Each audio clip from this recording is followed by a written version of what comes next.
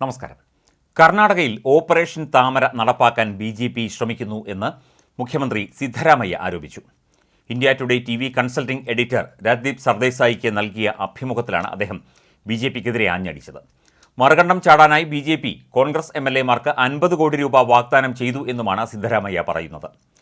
സംസ്ഥാനത്ത് ലോക്സഭാ തെരഞ്ഞെടുപ്പിൽ പാർട്ടി തോറ്റാൽ തന്റെ കീഴിലുള്ള കോൺഗ്രസ് സർക്കാർ തകരുമെന്നുള്ള ബി.ജെ.പി. ആരോപണത്തെക്കുറിച്ച് ചോദിച്ചതിന് പിന്നാലെയാണ് സിദ്ധരാമയ്യയുടെ പ്രതികരണം. കഴിഞ്ഞ ഒരു വർഷമായി അവർ എൻ്റെ സർക്കാരിനെ തകർക്കാൻ ശ്രമിക്കുകയാണ്. ഞങ്ങളുടെ MLA-മാർക്ക് 50 കോടി വാഗ്ദാനം ചെയ്യുന്നു. അവർ പരിശ്രമിച്ചെങ്കിലും പരാജയപ്പെട്ടതായി സിദ്ധരാമയ്യ കൂട്ടിച്ചേർത്തു. ലോക്സഭാ തെരഞ്ഞെടുപ്പിൽ തോറ്റാൽ സർക്കാർ വീഴുമോ എന്ന ചോദ്യത്തിന് അത് സാധ്യമല്ല എന്നായിരുന്നു അദ്ദേഹത്തിൻ്റെ മറുപടി. ഞങ്ങളുടെ MLA-മാർ ഞങ്ങളെ വിട്ടു പോകില്ല, ഒരൊറ്റ MLA പോലും പോകില്ലെന്നും സിദ്ധരാമയ്യ പറഞ്ഞു. കോൺഗ്രസ് സർക്കാർ 5 വർഷ കാലാവധി പൂർത്തിയാക്കുമെന്നും സിദ്ധരാമയ്യ ആത്മവിശ്വാസം പ്രകടിപ്പിച്ചു. അതേസമയം സിദ്ധരാമയ്യയുടെ ആരോപണങ്ങൾ ദൗർഭാഗ്യകരമെന്ന് പറഞ്ഞ് ബി.ജെ.പി. തള്ളിക്കളഞ്ഞു. അദ്ദേഹത്തെ പിന്തുണയ്ക്കുന്ന ഒരു വിഭാഗം ആൾക്കാരുടെ സഹതാപം പിടിച്ചുപറ്റാൻ വേണ്ടി മാത്രമാണ് ഈ ആരോപണങ്ങൾ ഉന്നയിക്കുന്നത് എന്ന് BJP. MP S Prakash India Today TVയോട് പറഞ്ഞു. മുഖ്യ പ്രശ്നങ്ങളിലും സിദ്ധരാമയ്യ സർക്കാരിൻ്റെ നേട്ടങ്ങളിലും ശ്രദ്ധയൂന്നുന്നതിന് പകരം മുഖ്യമന്ത്രി വ്യാജ ആരോപണങ്ങൾ ഉന്നയിക്കുകയാണെന്നും എസ് പ്രകാശ് പ്രതികരിച്ചു. കർണാടകത്തിലെ 28 സീറ്റിൽ ജയിക്കാൻ ശ്രമിക്കുന്നതിന് പകരം തെരഞ്ഞെടുപ്പിന് ശേഷം സ്വന്തം കാലുറപ്പിക്കാനാണ് മുഖ്യമന്ത്രി ശ്രമിക്കുന്നത് എന്നും ബി.ജെ.പി. MP വ്യക്തമാക്കി. ബി.ജെ.പിയെക്കുറിച്ചുള്ള ചോദ്യത്തോടായിരുന്നു സിദ്ധരാമയ്യയുടെ പ്രതികരണം.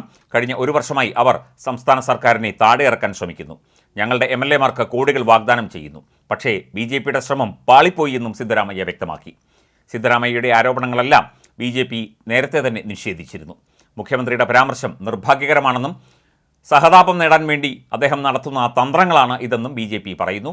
തെരഞ്ഞെടുപ്പിന് ശേഷം കോൺഗ്രസ് നേതൃത്വത്തിലുള്ള സർക്കാർ വീഴാൻ സാധ്യതയുണ്ടോ എന്നായിരുന്നു TV അവതാരകൻ ചോദിച്ചത്. സാധ്യമല്ല, ഞങ്ങളുടെ MLA-മാർ ബി.ജെ.പിയിലേക്ക് ഒരിക്കലും പോകില്ല, ഒരു MLA പോലും പാർട്ടി വിട്ടു പോകില്ല എന്ന് സിദ്ധരാമയ്യ ആത്മവിശ്വാസം പ്രകടിപ്പിച്ചു. സർക്കാർ കാലാവധി പൂർത്തിയാക്കുമെന്നും സിദ്ധരാമയ്യ ആവർത്തിച്ച് പറഞ്ഞു. ലോക്സഭാ തെരഞ്ഞെടുപ്പിൽ സീറ്റുകൾ നേടുന്നതിൽ ശ്രദ്ധ കേന്ദ്രീകരിക്കുന്നതിന് പകരം തെരഞ്ഞെടുപ്പിന് ശേഷം സ്വന്തം സർക്കാർ വീഴാതിരിക്കാനും സ്വന്തം നേട്ടങ്ങൾക്ക് വേണ്ടിയുമാണ് സിദ്ധരാമയ്യ നിലകൊള്ളുന്നത് എന്നാണ് ബി.ജെ.പി. MP ഇതിനോട് പ്രതികരിച്ചത്.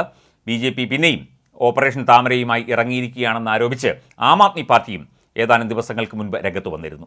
25 കോടി രൂപ വാഗ്ദാനം ചെയ്ത് ബി.ജെ.പി. സമീപിച്ചെന്ന ആരോപണവുമായിട്ടാണ് ആം ആദ്മി MLA ഋതുരാജ് സ രംഗത്തെത്തിയത്. 10 MLA-മാരുമായി ബി.ജെ.പിയിൽ ചേരണം എന്നായിരുന്നു ബി.ജെ.പിയുടെ ആവശ്യമെന്നും ഋതുരാജ് സ അറിയിച്ചു. എന്നാൽ ഇദ്ദേഹത്തിൻ്റെ ആരോപണം ബി.ജെ.പി. തള്ളി. പരാതി കൊടുക്കാൻ ഇദ്ദേഹത്തെ ബി.ജെ.പി. വെല്ലുവിളിക്കുകയും ചെയ്തു.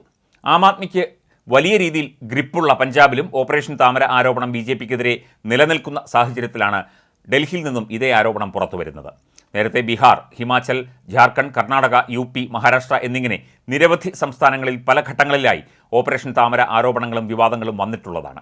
പണവും പദവിയും വാഗ്ദാനം ചെയ്ത് രാഷ്ട്രീയ പാർട്ടികളിൽ നിന്ന് നേതാക്കളെ അടർത്തിയെടുത്ത് തങ്ങളോടൊപ്പം ചേർക്കാൻ ബി.ജെ.പി. നടത്തുന്ന പദ്ധതിയെയാണ് ഓപ്പറേഷൻ താമര എന്ന് പ്രതിപക്ഷ പാർട്ടികൾ വിളിക്കുന്നത്.